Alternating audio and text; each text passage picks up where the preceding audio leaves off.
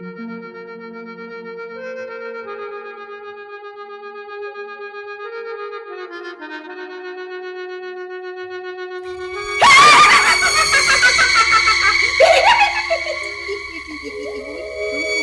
पहचानो, मैं वही फकीरनी हूँ जो तुम्हारे पास आई थी और लॉकेट लेकर गई थी। और तुम्हारी खामी को हामून जादूगर ले गया है और मैं तुम्हें लेने आई हूँ, क्योंकि मैं चुड़ैल नहीं, डैन हूँ। हामून जादूगर की प्यारी प्यारी बहन हूँ।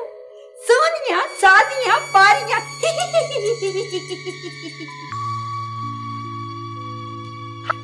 तुम्हारी आवाज को काबू कर लिया है। चींचांग पखदुम।